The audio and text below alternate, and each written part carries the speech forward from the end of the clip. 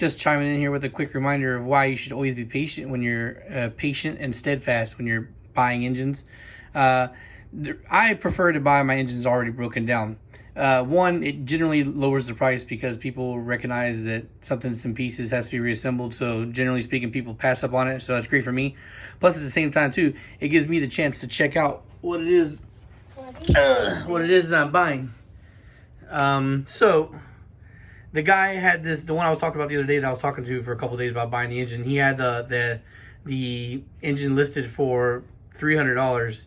And I made my $150 offer, which is about $50 higher than I used to normally offer, but whatever. It's a complete long block, so I made the offer.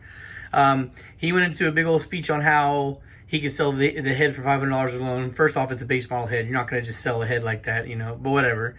And here's the thing, right? So if the engine turns over, fine. That's usually the first thing I go to check is if it spins freely, there's a good chance that the crank is healthy. And that's the most important thing to check for. Even if sometimes if it's not spinning, it could be because it got rust in the cylinders, it's just locked up, but you don't know. So because it's an unknown factor, it's a negotiation tool, right?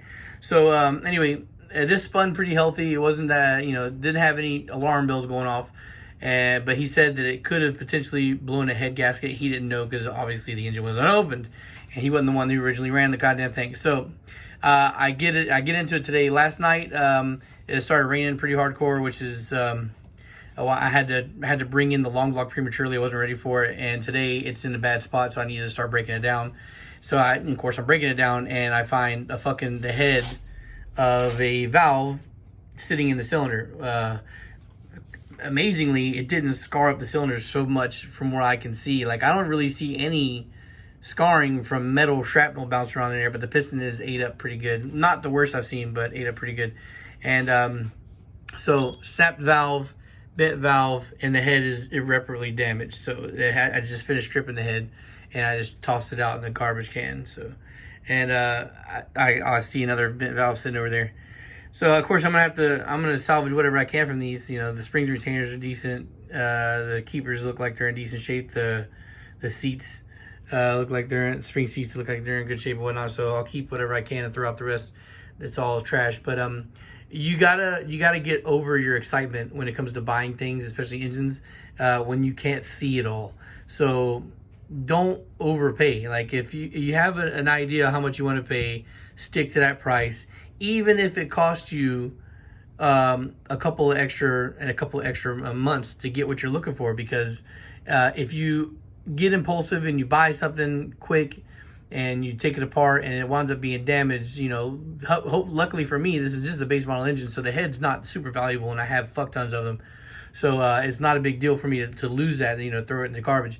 But imagine if it was something that you definitely plan on using all the way through, and now you have to either buy another engine or buy another head, so you're spending more money on top of what you already spent.